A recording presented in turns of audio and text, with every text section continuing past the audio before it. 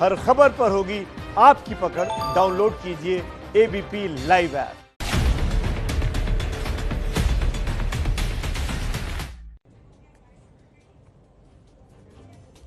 नमस्कार, ABP news में आपका स्वागत है। थोड़ी देर में ही हमारे साथ एम्स के निदेशक डॉक्टर रणदीप गुलेरिया जुड़ेंगे, जो आपको कोरोना वैक्सीन से जुड़े हुए और कोरोना से जुड़े हुए सभी सवालों के जवाब देंगे। आप चाहें तो अपने सवाल एबीपी न्यूज के ट्विटर हैंडल पर डाल सकते हैं। उन सवालों को भी हम लेने की कोशिश करेंगे, ताकि आप कोरोना वैक्सीन और कोरोना से जुड़े हुए जितने भी सवाल आपके मन में हैं वो आपके सामने हम रख सकें। उनके जवाब डॉक्टर गुलेरिया ही देंगे। थोड़ी देर बाद वो जुड़ेंगे, तब तक आप एबीपी न्यूज पर बने रहिए। अगली खबर का रुख कर लेते हैं। भारत में पिछले 24 घंटे में 35,000 से ज्यादा मामले सामने आए। अब तक कुल केस 95 लाख के पार हो गए।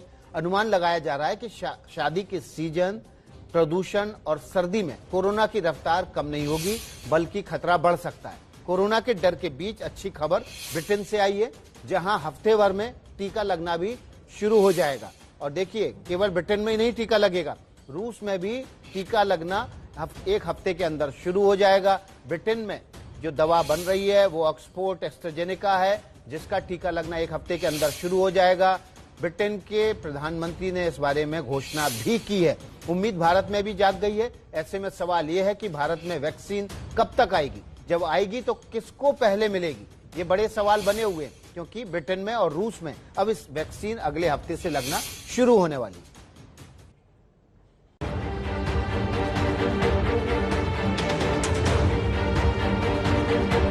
कोरोना से जंग में भारत भी वैक्सीन का बेसब्री से इंतजार कर रहा है। खुद प्रधानमंत्री मोदी वैक्सीन निर्माण की प्रक्रिया पर नजर रखे हुए हैं। प्रधानमंत्री मोदी पिछले हफ्ते अहमदाबाद की जायडस कैडिला लैब, पुणे की सीरम इंस्टीट्यूट की लैब और हैदराबाद में भारत बायोटेक की लैब का दौरा कर चुके हैं। भारत में वैक्सीन की क्या स्थिति है, ये समझ लीजिए। देश में 3 वैक्सीन का ट्रायल अंतिम चरण में है। सीरम इंस्टीट्यूट करीब हफ्ते भर में इमरजेंसी इस्तेमाल के लिए आवेदन करेगा। ऑक्सफोर्ड की एस्ट्राजेनेका वैक्सीन बना रहा है सीरम इंस्टीट्यूट। अहमदाबाद की जायडस कैडिला और हैदराबाद की भारत बायोटेक वैक्सीन का ट्रायल भी अंतिम चरण में है। रूस की स्पुतनिक 5 वैक्सीन क्लिनिकल ट्रायल के लिए भारत पहुंची। हैदराबाद की डॉक्टर रेड्डीज लैब में स्पुतनिक 5 वैक्सीन का क्लिनिकल ट्रायल हो रहा है। भारत में कोरोना से 95 लाख लोग संक्रमित हो चुके हैं और 1,38,000 से ज्यादा लोगों की जान जा चुकी है। अमेरिका के बाद भारत में ही कोरोना का सबसे ज्यादा कहर है। इसीलिए आबादी के लिहाज से भारत में जल्द से जल्द कोरोना की वैक्सीन लगनी चाहिए, लेकिन अभी फिलहाल ऐसा संभव होता नहीं दिख रहा है। सरकार ने साफ कर दिया है कि सभी लोगों को वैक्सीन नहीं लगाई जाएगी। To break the virus, chain of virus transmission. So if we are able to vaccinate a critical mass of people and break that virus transmission, then we may not have to vaccinate the entire population. The role of masks is also vitally important, and that will continue even after the vaccination, because we are starting with a small population at a time, and therefore the mask will be protective and should continue to be used. जानकारों का मानना है कि सरकार का ये फैसला सही है। कोरोना का टीका लगाने की प्राथमिकता भी सरकार को तय करनी होगी। किन लोगों को नहीं कहेगी सरकार लगाने के, प्रॉब्ली जिसको एक्टिव इन्फेक्शन है। अगर किसी को ऑलरेडी इन्फेक्शन है तो ऑब्वियसली उस टाइम पे वैक्सीन नहीं लगानी। जिनको अभी रिकवर हुए हैं और उनकी एंटीबॉडीज अच्छी खासी बॉडीज में है, तो क्या उनको वैक्सीन लगाने का फायदा होगा, ये भी एक बात देखनी है। शायद नहीं हो, उनको भी बोला जाएगा कि अभी रुक जाइए। चीजें पूरी एक रोड मैप बनेगा, देखा जाएगा, कमिटी बनेगी, सब एक्सपर्ट्स बैठेंगे, तब डिसाइड किया जाएगा। 100% लोगों को वैक्सीनेशन की जरूरत पड़ेगी। 20-25% लोगों को एंटीबॉडीज बन चुकी होंगी, बच्चों को जरूरत नहीं है। 40% लोगों को भी सरकार वैक्सीन का इंतजाम कर देती है फर्स्ट फेज में, तो भारत के अंदर में साइकिल टूट जाएगी। पर्पस हमारा डिसीज साइकिल को तोड़ना है, ना कि 100% लोगों को इम्यूनाइज करने का है।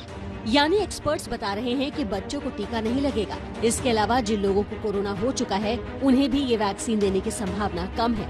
जो नेशनल एक्सपर्ट ग्रुप है वैक्सीन एडमिनिस्ट्रेशन के बारे में, जिसकी अध्यक्षता doctor VK. Paul, member NITI Aayog करते हैं, उसके मैंडेट में एक मैंडेट ये भी है, और इसके बारे में विश्व के अनेक देश सोच रहे हैं कि कि क्या आपको ये देखना चाहिए वैक्सीनेशन के समय कि जिस व्यक्ति को आप वैक्सीनेट कर रहे हैं उसमें एंटीबॉडीज़ हैं कि नहीं हैं। इस पर कोई अंतिम निर्णय अभी नहीं हुआ है, लेकिन ये वैज्ञानिक कम्युनिटी में भी और देशों के बीच भी चर्चा का विषय है।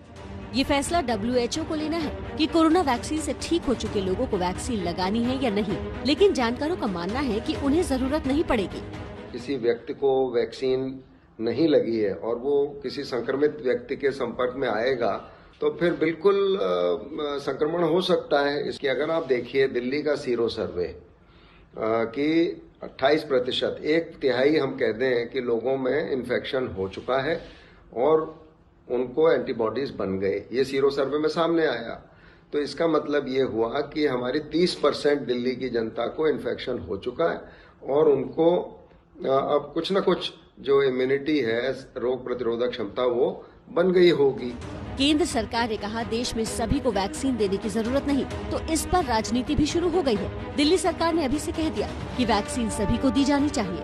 जो केंद्र सरकार की नीति है वही बता सकते हैं, और हमारा ये मानना है कि अगर वैक्सीन सफल होती है और दी जाती है सबको देना चाहिए। दिल्ली को केंद्र सरकार देती है तो हम 3-4 हफ्ते में पूरी दिल्ली को लगा। देखिएगा ये तो केंद्र सरकार की नीति के ऊपर है, पर देना चाहिए, हमारा कहना है। कुछ कहा सचिव ने, कुछ और कहा, तो किसकी बात मानेंगे देखते हैं, पर सरकार की बात माननी चाहिए। सब कुछ ठीक रहा तो देश में भी अगले 1-2 महीने में वैक्सीन आ जाएगी। सरकार की उम्मीद भी यही है कि देश की 60 से 70% आबादी में टीका लगने से हर्ड इम्यूनिटी बन जाएगी और कोरोना वायरस के संक्रमण की ये चेन टूट जाएगी। कोरोना की वैक्सीन आने वाली है। वैक्सीन को लेकर आपके मन में बहुत सारे सवाल हैं। इन सवालों के जवाब देने के लिए हमारे साथ एम्स के निदेशक डॉक्टर गुलेरिया जुड़ गए हैं और उनसे बातचीत के लिए हमारे संपादक सुमित अवस्थी हैं। और सुमित अवस्थी का जुड़ना इसलिए महत्वपूर्ण है क्योंकि सुमित अभी अभी कोरोना से उबर कर आए हैं, तो उनके अपने अनुभव हैं कोरोना से जो वो डॉक्टर गुलेरिया के साथ साझा भी करना चाहते हैं। Over to you Sumit. शुक्रिया विकास। जैसा विकास ने बताया, डॉक्टर रणदीप गुलेरिया जो कि एम्स के डायरेक्टर हैं, खुद सांसों के विशेषज्ञ हैं, इस वक्त हमारे साथ जुड़े हुए हैं। डॉक्टर साहब बहुत बहुत शुक्रिया, बहुत बहुत धन्यवाद वक्त निकालने के लिए। पहला सवाल जो सबके मन में है, ब्रिटेन में तो 1 हफ्ते में वैक्सीन मिलने वाली है, स्पुतनिक 5 रशिया में मिलने वाली है, हमारा नंबर कब आएगा? कितना और इंतजार, कितने और हफ्तों का इंतजार?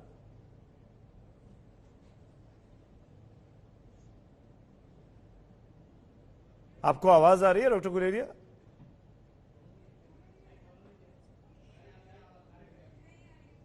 डॉक्टर रणदीप गुलेरिया के साथ हम संपर्क करने की कोशिश कर रहे हैं। डॉक्टर गुलेरिया, हिंदुस्तान में जो इस वक्त पूरी कवायद चल रही है कोरोना से लड़ने की, उस महत्वपूर्ण टीम के सबसे बड़े चेहरों में से एक है। वैक्सीनेशन के काम को लेकर, वैक्सीन का डिस्ट्रीब्यूशन कैसे हो कि हर व्यक्ति तक, हर जरूरतमंद तक ये पहुंचे, उस पूरी टीम का हिस्सा है डॉक्टर रणदीप गुलेरिया। हर रोज बहुत बड़े स्तर की बैठकें होती हैं जिसमें यह तय होता है वैक्सीन कहां तक पहुंची है, कब तक तैयार हो जाएगी और कब तक हर हिंदुस्तानी तक या हर जरूरतमंद हिंदुस्तानी तक पहुंच पाएगी। एक नई बहस इस वक्त छिड़ गई है जब से केंद्रीय स्वास्थ्य सचिव ने इस बात को कहा कि सबको ये वैक्सीन नहीं दी जाएगी, सिर्फ जरूरत के लोगों को ये वैक्सीन दी जानी है। उसी बारे में भी बात करेंगे डॉक्टर गुलेरिया से। कोरोना वैक्सीन पर आपके मन में तमाम सवाल उठ रहे होंगे, बहुत ही चीजें आप जानना चाहते होंगे। ब्रिटेन में एक महत्वपूर्ण डेवलपमेंट हुआ है। ब्रिटेन ने अगले 1 हफ्ते के अंदर तमाम लोगों के लिए वैक्सीन बाजार में उपलब्ध कराने की एक योजना बना ली है। क्या है ये योजना, आइए देखते हैं। ब्रिटेन में वैक्सीन सिर्फ 1 हफ्ते दूर। अगले हफ्ते से ब्रिटेन में टीकाकरण।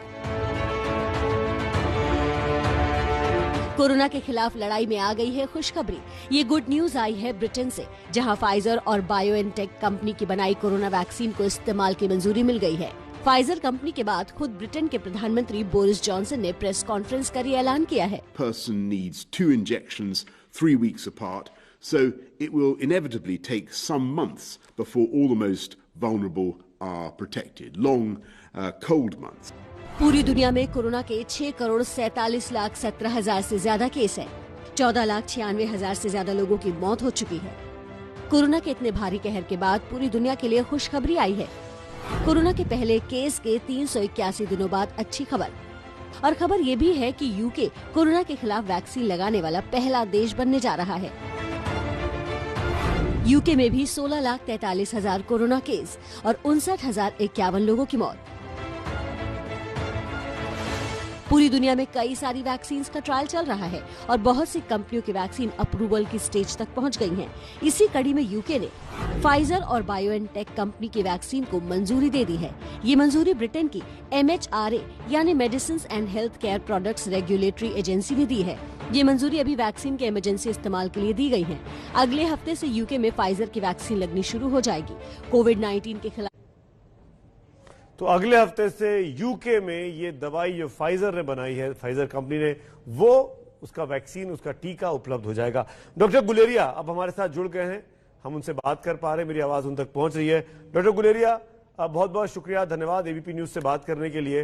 मेरा पहला सवाल वही, ब्रिटेन में अगले एक हफ्ते में दवा आ गई है, आ जाएगी, उपलब्ध हो जाएगी लोगों के लिए। रशिया में आ रही है, मॉस्को में आ रही है, हमारा नंबर कब आएगा? कितने और हफ्तों का इंतजार करे एक हिंदुस्तानी? तो मेरा ये मानना है कि हमारे जो ट्रायल चल रहे हैं, फेज 3 ट्रायल, और जो सीरम इंस्टीट्यूट ऑफ इंडिया और भारत बायोटेक की वैक्सीन जो उनका अंतिम चरण पे हैं, और हम ये उम्मीद करते हैं कि इस महीने में ही एंड तक या अगले साल के पहले महीने में हमें इमरजेंसी यूज ऑथराइजेशन या रेगुलेटरी अप्रूवल मिल जाना चाहिए कि हम वैक्सीन जो है भारत में भी लगा पाए। हमारे लिए चैलेंज जो ये है कि जो वैक्सीन हमारे लिए अवेलेबल हो, वो उसकी इनफ डोजेज भी अवेलेबल होने चाहिए, मात्रा भी उसकी इनफ होनी चाहिए कि हम जिन जिन लोगों को लगाना है उनको हम पूरी तरह से लगा पाए। तो इमरजेंसी ऑथराइजेशन मिल जाएगा, इसका मतलब जो लोग जिनका वैक्सीन लगना है वो प्रोसेस हम शुरू कर सकते हैं जनवरी के महीने में, जनवरी 2021 में भारत में भी? बिल्कुल। तो उसमें दो चीजें बहुत जरूरी है समझना। एक तो इमरजेंसी यूज ऑथराइजेशन मिल जाए, जिससे हमें अब परमिशन मिल जाए अथॉरिटीज को कि अब आप ये वैक्सीन जो हमने स्टडी की है ये सेफ है और इफेक्टिव है। दूसरा, फिर हम जो काम चला हुआ है कि हम इस तरह से एक पूरा वैक्सीन डिस्ट्रीब्यूशन और वैक्सीन को लगाने की भी पूरी चेन तैयार करें, क्योंकि हमारा देश एक बहुत बड़ा देश है, डाइवर्स नेशन है, शहर भी हैं, छोटे शहर भी हैं, गांव भी हैं। तो सारी जगह पे वैक्सीन कैसे पहुंचेगी, कोल्ड चेन कैसे मेंटेन रहेगी, और जो जिन्होंने टीका लगाना है वैक्सीनेटर्स, उनकी पूरी ट्रेनिंग हो जिससे वो टीका ठीक से लगा पाए। जिन लोगों को प्रायोरिटी में पहला टीके लगने हैं उनकी लिस्ट बने जिससे उनको हम टीका दे पाए। और ये जो वैक्सीन है इसके 2 डोजेज है। आप एक दफा एक डोज लगाओगे, फिर आपको 3 हफ्ते बाद दूसरा डोज लगाना है, तो वो उसकी पूरी तैयारी हो जिससे कोई मिस ना हो दूसरे डोज के लिए, और वो भी साथ साथ तैयारी पूरी होनी चाहिए। तो इसमें भी कुछ थोड़ा सा समय लग सकता है। तो अगले साल के जनवरी फरवरी में, अगले 2-3 महीने में वैक्सीन की पूरी जो प्रक्रिया है हमारे देश में शुरू हो जाए। तो ये इमरजेंसी ऑथराइजेशन की परमिशन हमको कौन देगा? हमको किसकी इजाजत लेनी होगी? स्वास्थ्य मंत्रालय की या WHO की या किसी और संस्था की? नहीं, हमारे जो संस्था है ड्रग कंट्रोलर ऑफ इंडिया, जो वैक्सीन का डेटा सारा स्टडी करेगा, और सारा जो कंपनीज हैं जिन्होंने ट्रायल की हैं, वो अपना पूरा डेटा, सेफ्टी डेटा और उसकी एफिकेसी का जो डेटा जो है वो इनको दिखाएंगी। एक डेटा सेफ्टी मॉनिटरिंग बोर्ड भी है जो उसकी सेफ्टी देखेगा, और उसके बाद पूरा डेटा को बारीकी से देखा जाएगा, तभी उसको फिर हम वैक्सीनेशन को अप्रूवल देंगे। तो डॉक्टर गुलेरिया, सॉरी बीच में बोला मैं आपसे जानना चाह रहा हूं, तो जिस इमरजेंसी ऑथराइजेशन, जिस वैक्सीन की आप बात कर रहे हैं, ये वही है जो सीरम इंस्टीट्यूट में बन रहा है, जिसमें प्राइम मिनिस्टर ने दौरा किया था लास्ट सैटरडे को? हाँ जी। तो ये हमारे पास अब जो वैक्सीन जो एडवांस स्टेज में है, वो एक सीरम इंस्टीट्यूट की वैक्सीन भी है और एक भारत बायोटेक की जो वैक्सीन है। अच्छा। तो मुझे ये उम्मीद है कि अगले साल की शुरुआत में हमारे पास एक नहीं 2-3 वैक्सीन उपलब्ध हो जानी चाहिए। जो रशियन वैक्सीन है स्पुतनिक, उसके ट्रायल भी चल रहे हैं, जो हैदराबाद में डॉक्टर रेड्डीज लेबोरेटरी कर रही है, वो भी अगले तब तक खत्म हो जाएंगे और उसके भी इमरजेंसी ऑथराइजेशन मिल सकता है। तो हमारे पास एक नहीं, उम्मीद यह है कि ज्यादा वैक्सीन अवेलेबल होंगी और वो फिर हम ज्यादा लोगों को डिस्ट्रीब्यूट कर पाएंगे, क्योंकि उसी हिसाब से ज्यादा डोजेज अवेलेबल। बिल्कुल, तो ये बहुत बड़ी राहत की खबर, एक उम्मीद भरी खबर डॉक्टर गुलेरिया दे रहे हैं एबीपी न्यूज के दर्शकों को कि इस महीने के आखिर नहीं तो अगले महीने की शुरुआत तक इमरजेंसी ऑथराइजेशन के साथ वैक्सीन उपलब्ध हो सकती है। और एक नहीं कई 2-3 कंपनियों की वैक्सीन ये उपलब्ध अगले 2-3 महीनों में भारत में भी हो जाएगी। एक चीज मैं जानना चाहूंगा डॉक्टर गुलेरिया आपसे, जिसको लेकर ये खास बातचीत हमने रखी आपके साथ। ये कहा गया कि हर एक भारतीय को वैक्सीन लगाने की जरूरत नहीं है, इसका क्या मतलब है? इस पर बहुत से सवाल खड़े हो रहे हैं कि सबको क्यों नहीं लगाया जाएगा। अगर हम समझें कि हम वैक्सीन लगा के क्या करना चाहते हैं, वैक्सीन लगा के हम 2 चीजें करना चाह रहे हैं। एक तो अपनी मोर्टेलिटी कम करना चाह रहे हैं, तो हम ये कहेंगे कि उन लोगों को तो वैक्सीन डेफिनेटली लगनी चाहिए जिनको सीवियर कोविड के चांसेस ज्यादा हैं। बुजुर्ग लोग जो है, या जिनको कोमॉर्बिडिटीज हैं, डायबिटीज है, हाइपरटेंशन है या और किडनी की प्रॉब्लम है, तो इनको वैक्सीन तो जरूर लगना चाहिए। दूसरा हमारा जो एम है वो ये है कि हमारे केसेस कम हो और पैंडेमिक खत्म हो, जिससे हम बैक टू नॉर्मल आ जाएं, इकोनॉमी में बैक टू नॉर्मल आ जाए। इसके लिए हम अपने देश में 50 से 60% लोगों को वैक्सीनेट कर सकते हैं और उस जो हाई रिस्क में नहीं आते, तो जो चेन ऑफ ट्रांसमिशन है ये हमें समझना चाहिए कि ये इन्फेक्शन कैसे फैलता है। एक इन्फेक्टिव व्यक्ति से दूसरे व्यक्ति जिसको इन्फेक्शन नहीं है उसको खांसी से या सांस के रास्ते से फैलता है। अगर हम इतनी पॉपुलेशन वैक्सीनेट कर ले जिनको इन्फेक्शन नहीं हो, जिसको हम हर्ड इम्यूनिटी भी कहते हैं, तो इसकी चेन ऑफ ट्रांसमिशन रुक जाएगी। वायरस अपने आप ही फैल नहीं पाएगा और वो एक ही व्यक्ति में रहेगा, वो दूसरे व्यक्ति को आगे फैला नहीं पाएगा, जिससे जो R0 है, जिसको हम कहते हैं रेट ऑफ ट्रांसमिशन, वो इतना कम हो जाएगा कि अपने आप ही केसेस बिना वैक्सीन के भी कम हो जाएंगे। तो अल्टीमेटली केसेस भी कम हो जाएंगे और डेथ रेट भी कम हो जाएगी। तो ये जरूरत नहीं पड़ेगी कि हमें 100% लोगों को वैक्सीनेट करना पड़ेगा, क्योंकि एक दफा जब केसेस बहुत कम हो जाएंगे तो अपने आप ही वैक्सीन की जरूरत नहीं पड़ेगी और ना ही हमें पैंडेमिक का जो आज अभी हम केसेस के नंबर देख रहे हैं वो देखने पड़ेंगे। तो डॉक्टर साहब, अब आपने कहा 50 से 60%, यानी करीब 70 से 80 करोड़ हिंदुस्तानियों को ये वैक्सीनेशन का लगाने का कार्यक्रम रहेगा, अगर हर एक को नहीं तो? हाँ, इसमें एक चीज और समझने की जरूरत है कि कई लोगों को अपने आप इन्फेक्शन होकर इम्यूनिटी हो जाती है। जैसे हम कहते हैं कि हमारे जो सीरो सर्वेलेंस है उसमें हमने ये देखा कि ऑलरेडी 20 से 25% या 30% कई जगह में लोगों को ऑलरेडी इन्फेक्शन होकर उनमें एंटीबॉडीज बन चुकी हैं। अगर हम उसको भी ऐड करें तो उस हिसाब से हमें जो वैक्सीन देने की जरूरत पड़ेगी शायद इस नंबर से भी थोड़ा कम पड़े। पर इसमें दो इंपॉर्टेंट चीजें समझना बहुत जरूरी है। एक तो ये है कि जो लोगों को इन्फेक्शन हो चुका है उनकी इम्यूनिटी कितनी देर रहती है, और दूसरा जो हम वैक्सीन लगा रहे हैं उसकी भी इम्यूनिटी कितनी देर रहती है।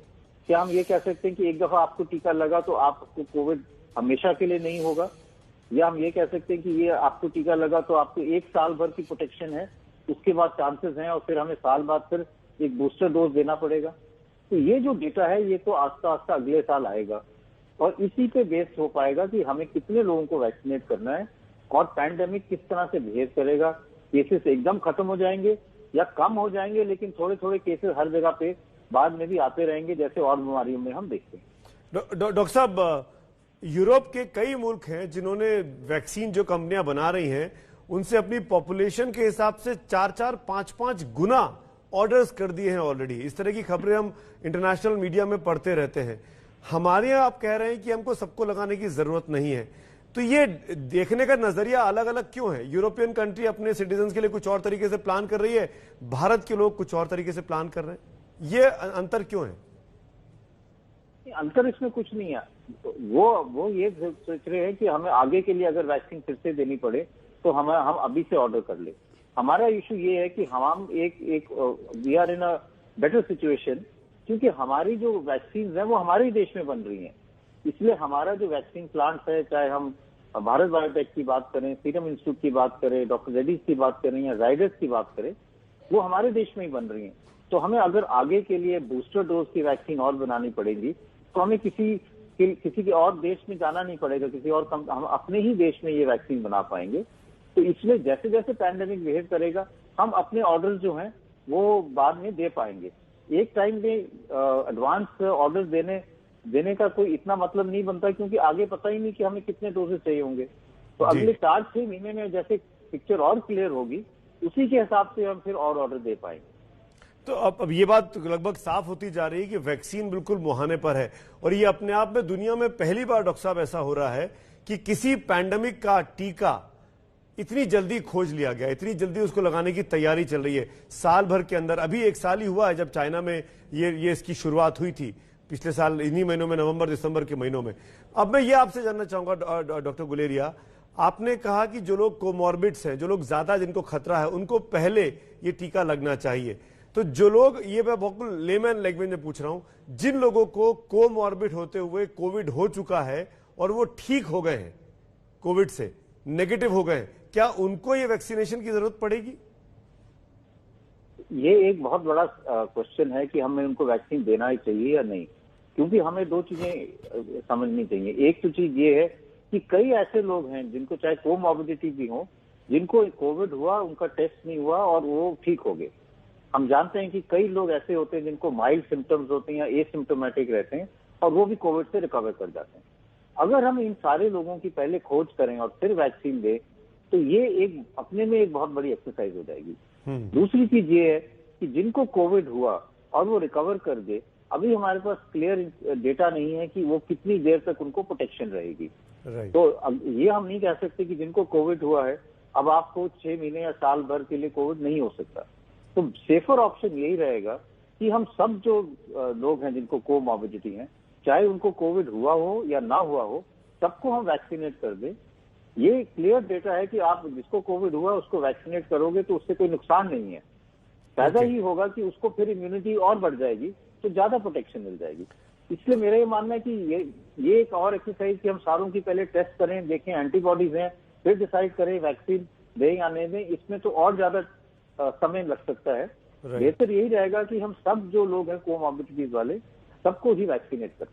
तो ये बड़ी इंपॉर्टेंट बात आप कह रहे हैं, जो जितने लोग हैं कोमॉर्बिडिटी वाले, चाहे वो पॉजिटिव हुए हो कोविड से, चाहे नहीं हुए हो, उन सबको ये टीका लगना चाहिए डॉक्टर गुलेरिया के मुताबिक। डॉक्टर साहब, अब एक चीज और क्लियर करिए, ये जानना भी बहुत जरूरी है कि जिनको एक बार वैक्सीन लग गई, चाहे वो सीरम की हो, चाहे वो जाइडला की हो, चाहे वो किसी और की हो, क्या वो हमेशा के लिए उसके अंदर एंटीबॉडीज आ जाएंगी, या वो 3 महीने, 6 महीने, 8 महीने के बाद दोबारा टीका लगा सकते हैं? और जब तक उनके अंदर टीका का असर है, क्या वो कैरियर बन सकते हैं? क्या वो किसी और को ट्रांसमिट कर सकते हैं कि नहीं कर सकते हैं? ये बहुत अच्छा सवाल है, क्योंकि इसमें 2 पार्ट्स हैं। एक पार्ट ये है कि जो टीका हम देते हैं वैक्सीन, वो किस टाइप की इम्यूनिटी देता है। एक हम कहते हैं स्टेरलाइजिंग इम्यूनिटी। उसका ये मतलब हुआ कि आपको वैक्सीन जब लगी तो आप में इतनी एंटीबॉडीज बनी कि आपको कोविड बिल्कुल हो ही नहीं सकता, और अगर आपको कोविड नहीं हो सकता तो आप और किसी को बीमारी नहीं फैला सकते। दूसरा ये है कि हम ये कहें कि आपको टीका लगा, कोविड से आपको प्रोटेक्शन मिली, तो जब अगर आपको कोविड हुआ तो आपको माइल्ड कोविड होगा, आपको सीवियर कोविड नहीं होगा, हॉस्पिटल जाने की जरूरत नहीं पड़ेगी, लेकिन आप अभी भी इन्फेक्शियस हो सकते हो और लोगों को थोड़ा इन्फेक्शन दे सकते हो। ये जो डेटा है ये अभी क्लियर नहीं है। ये काफी हद तक ये माना जा रहा है कि जो नई वैक्सीन आ रही है वो आपको इतनी इम्यूनिटी दे सकते हैं कि आपको टोटल प्रोटेक्शन मिल पाए, लेकिन हो सकता है कि कुछ वैक्सीन से पूरी तरह से आपको इम्यूनिटी ना मिले और आप तब भी थोड़ा आपको माइल्ड इन्फेक्शन हो सकता है। दूसरा आपका सवाल था कि कितनी देर तक ये प्रोटेक्शन लास्ट करेगा, कि इम्यूनिटी आपके बॉडी में कितनी देर तक रहेगी। ये अभी सवाल जो है ये क्लियर नहीं है। कुछ लोग ये मानते हैं कि वैक्सीन से कम 9 महीने या साल भर का प्रोटेक्शन तो मिलना चाहिए, लेकिन क्योंकि ये नई वैक्सीन है और जो ट्रायल हुई है उसमें अभी इतना लॉन्ग फॉलोअप नहीं है, और सारे लोगों में हम फॉलोअप नहीं कर रहे कि जिन लोगों की इम्यूनिटी कम है, जो बुजुर्ग लोग हैं या जिनको कोमॉर्बिडिटीज हैं, उसमें कितनी प्रोटेक्शन है। ऐसा तो नहीं कि वो 6 महीने बाद कुछ कम होने लगती है। ये तो अभी जो फॉलोअप हम करेंगे टीका लगाने के बाद, तब ये डेटा क्लियर होगा और तब ये पता चलेगा कि बाद में आपको फिर से एक टीका बूस्टर लगाने की जरूरत तो नहीं है, साल बाद या 2 साल बाद। हम ये जानते हैं कि कई वायरसेस हैं, जैसे फ्लू वायरस है, इन्फ्लुएंजा वाली जो वायरस है जिसने स्वाइन फ्लू पैंडेमिक किया था, उसका टीका हर साल लगाना पड़ता है क्योंकि वो वायरस थोड़ा सा म्यूटेट कर जाता है। तो दूसरा जो एक और चीज समझना बहुत जरूरी है कि अभी तक जो डेटा है उसमें ये आया है कि जो वायरस है उसमें छोटे मोटे म्यूटेशन हुए हैं, लेकिन कोई इतना म्यूटेशन नहीं हुआ वायरस में कि टीका असर नहीं करेगा। जी। तो अभी तक जो वैक्सीन बन रही है वो असरदार है, लेकिन अगर वायरस में बाद में जाके कोई ऐसा म्यूटेशन आया कि अब टीके की एफिकेसी कम हो गई, तो फिर उसी हिसाब से एक वैक्सीन को थोड़ा सा मॉडिफाई करके फिर से लगाना हो सकता है। आपकी बातें सुन के मेरे मन में ये थोड़ा सा डर भी पैदा हुआ डॉक्टर गुलेरिया कि शायद ये वैक्सीन सबको लगाने की जरूरत पड़ जाएगी। अगर थोड़ा भी आदमी कोई कैरियर हो सकता है, इन्फेक्शन फैला सकता है, तो वो नौबत ना आ जाए कि हमको पूरे 140 करोड़ भारतीयों को इसका टीका लगाना पड़े। ये जो आप सवाल कर रहे हो, ये हमें आस्ता आस्ता अगले 6 से 8 महीने में ही पता चलेगा। अगर 6 से 8 महीने में वैक्सीन बहुत कामयाब रही और केसेस बहुत कम हो गए, मतलब सारे देश में, तो हम ये कह पाएंगे कि अब वैक्सीन जो है वो हम लिमिटेड अमाउंट लोगों को लगा सकते हैं। लेकिन अगर केसेस बढ़ते रहे और जैसे हमने अभी कहा कि लोग इन्फेक्शियस रहते हैं, तो फिर आस्ता आस्ता ओवर पीरियड ऑफ टाइम हमें काफी ज्यादा पॉपुलेशन या ऑलमोस्ट को कवर करना पड़ेगा। एक सवाल और है, मुझसे पूछा जा रहा है कि मैं आपसे पूछूं ये सवाल कि जो प्रेग्नेंट लेडीज हैं उनका भी ये वैक्सीन लगेगा जब वो प्रेग्नेंट होंगी, कंसीव करें, उनके वूम में बेटा बच्चा होगा?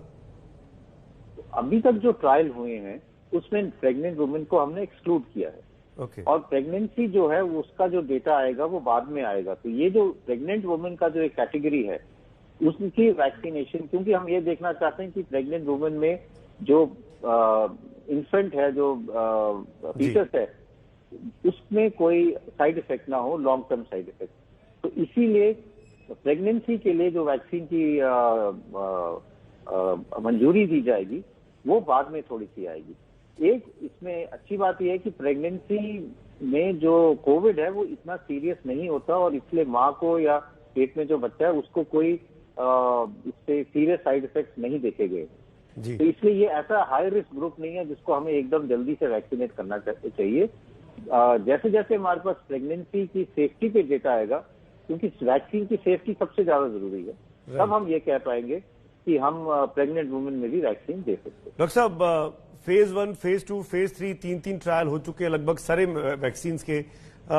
किस तरह के साइड इफेक्ट्स देखे जा रहे हैं? क्या कोई साइड इफेक्ट्स है भी या टोटली सिक्योर रहेगा वैक्सीनेट होने वाला व्यक्ति? हम जब साइड इफेक्ट्स देखते हैं तो हम देखते हैं माइनर साइड इफेक्ट्स या मेजर एडवर्स इफेक्ट्स जो हम कहते हैं जी। तो माइनर साइड इफेक्ट्स तो देखे जाते हैं, जैसे जहां पे टीका लगा वहां पे थोड़ा सा दर्द हुई या वहां पे लाली होगी, रेडनेस होगी टीके की साइड पे, या इंजेक्शन के बाद थोड़ा सा 1-2 दिन के लिए बुखार हुआ या शरीर में दर्दें हुई, इस टाइप के माइनर साइड इफेक्ट्स तो टीके के साथ देखे गए हैं। लेकिन जो हम कहते हैं मेजर साइड इफेक्ट्स या लाइफ थ्रेटनिंग साइड इफेक्ट्स, वो इन टीकों से नहीं पाए गए। और हमें ये समझना चाहिए कि अगर हम सारी वैक्सीन की बात करें जो अभी तक फेज 3 में गई हैं, तो मोर देन 80,000 लोगों को वैक्सीन लग चुकी है ट्रायल्स में, अगर हम सारी वैक्सीन का कंबाइन करके देखें, और किसी में भी कोई मेजर साइड इफेक्ट अभी तक रिपोर्ट नहीं हुआ। लेकिन हमें ये भी मानना चाहिए कि हमें अभी भी जो वैक्सीन लोगों को लग जाएगी, उसके बाद भी जो हम फेज 4 कहते हैं ट्रायल, कि बाद में भी लोगों को फॉलो अप करना पड़ेगा कि कोई लॉन्ग टर्म साइड इफेक्ट तो नहीं है या कोई ऐसा ग्रुप तो नहीं मिस हो गया जिसमें साइड इफेक्ट हो सकते हैं।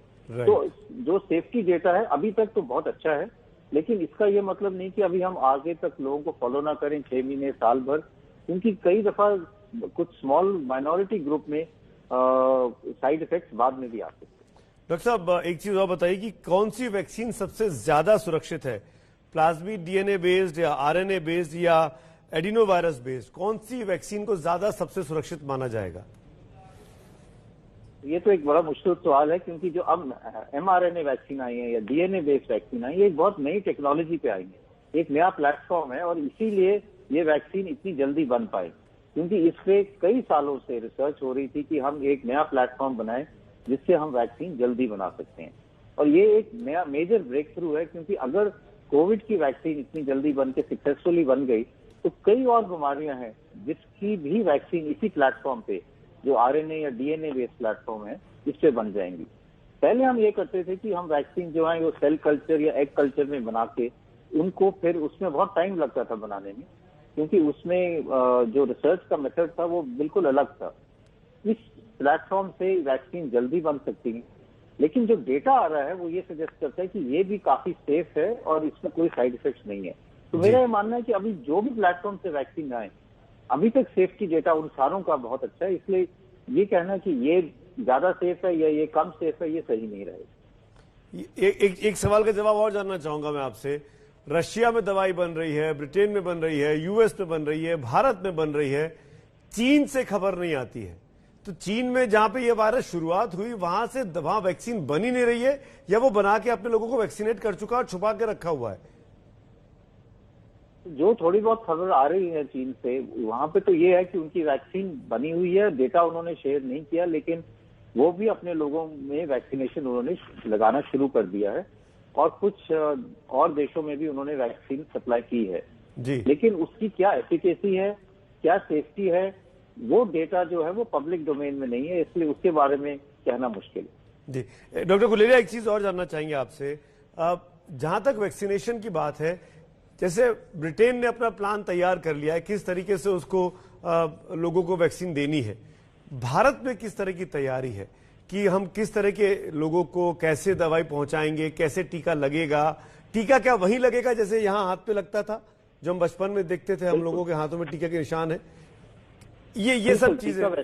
जी, तो ये जो बड़े हाई लेवल पे इसकी काम चला हुआ है, गवर्नमेंट ऑफ इंडिया ने पूरी एक हाई लेवल की कमेटीज और सब कमेटीज बनाई हैं, जिसमें टीका जब आ जाएगा, उसको इमरजेंसी ऑथराइजेशन मिल जाएगी, तो उसकी पूरी प्लानिंग हो रही है कि टीके के साथ साथ उसकी कोल्ड चेन कैसे मेंटेन की जाएगी, हर जगह पे, हर स्टेट पे के साथ इंटरेक्शन करके हर एक स्टेट में कहाँ पे टीके के डिपोज बनेंगे जहाँ स्टोर होगा और आगे जाके डिस्ट्रीब्यूट होगा। उसी के हिसाब से जो टीके के साथ और चीजें चाहिए, चाहे वो सिरिंज हो, चाहे नीडल हो, चाहे वो वायल कटर्स हो, उसकी भी पूरी ऑर्डर्स दिए जा रहे हैं, जिसके साथ वो भी पूरे अवेलेबल हों।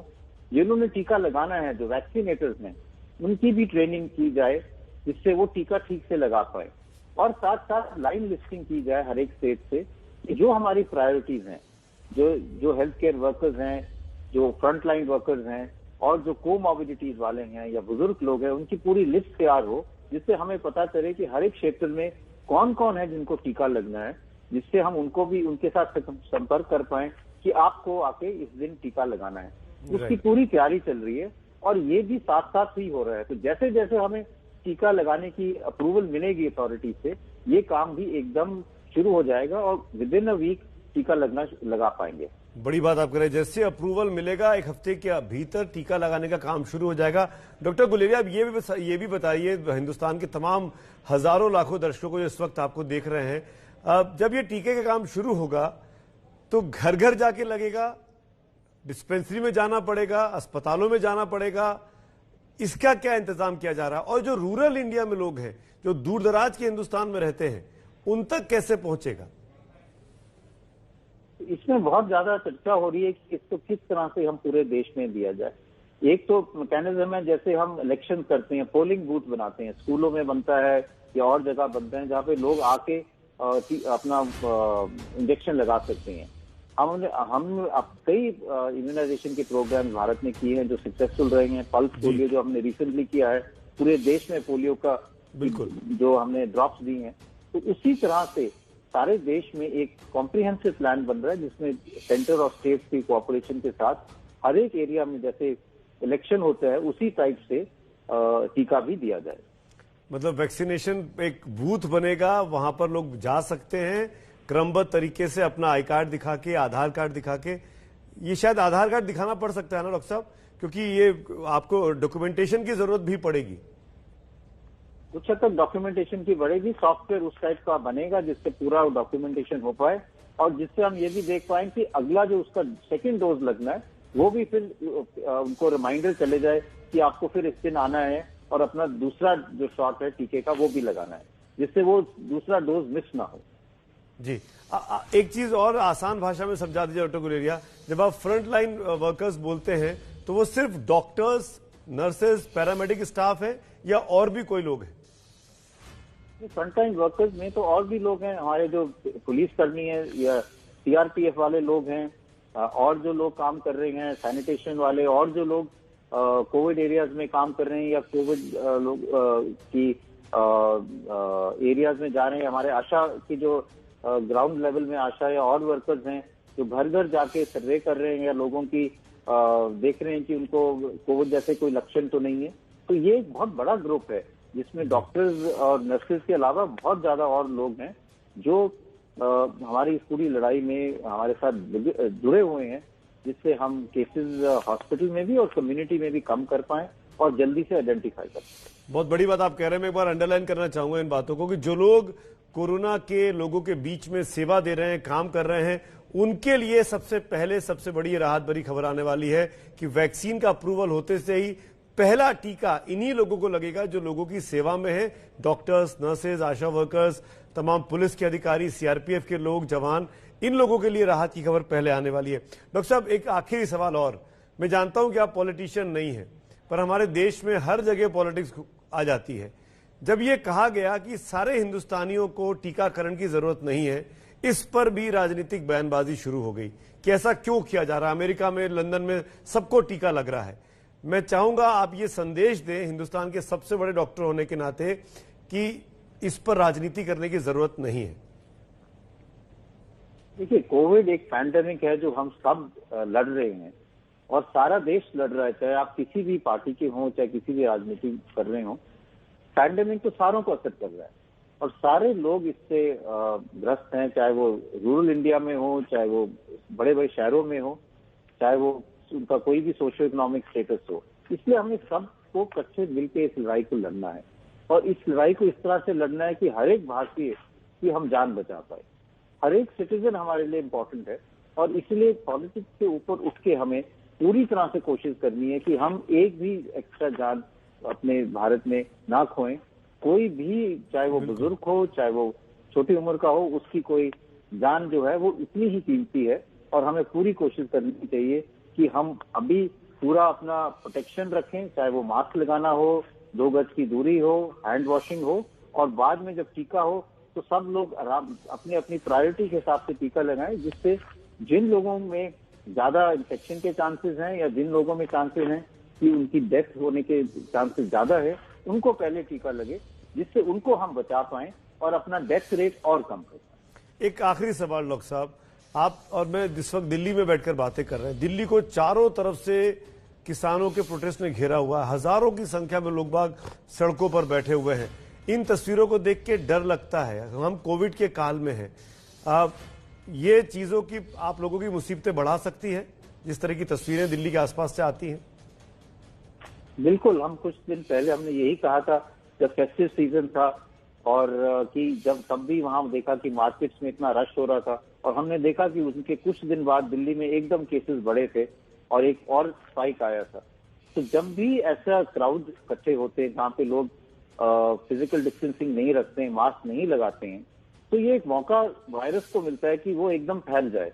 और ऐसे इवेंट्स जो हैं वो सुपर स्प्रेडिंग इवेंट्स भी बन सकते हैं कि एक व्यक्ति है जो बहुत ही ज्यादा इन्फेक्शन फैला सकता है, वो ऐसे क्राउड में हो तो वो 20, 30, 100 से ज्यादा लोगों को एकदम इन्फेक्शन दे सकता है और वो फिर वो मल्टीप्लाइंग इफेक्ट होने के कारण एकदम केसेस उस एरिया में बढ़ जाते हैं। और जैसे हम ये कह रहे हैं कि इस बीमारी, इससे कई लोगों में डेथ भी हो सकती है, तो हम जब टीका इतना पास है और जब हमारे पास अब एक इलाज हमें दिख रहा है, तो इसलिए ऐसी चीजें हमें कुछ टाइम के लिए पोस्टपोन करनी चाहिए कि पहले लोगों की जान ठीक हो जाए, जान बच जाए, टीका लग जाए, उसके बाद फिर ये सब चीजें हम बाद में करते हैं। जी, बहुत बहुत शुक्रिया डॉक्टर गुलेरिया, साफगोई से अपनी बात करने के लिए। मैं ये उम्मीद करता हूं कि आप जैसा निष्पक्ष आदमी और हिंदुस्तान का सबसे बड़ा डॉक्टर अगर ये अपील कर रहा है किसानों से, तो ये बात शायद उनको समझ में आएगी कि इस वक्त हमको किसी भी घटना को सुपर स्प्रेडर घटना नहीं बनने देना है,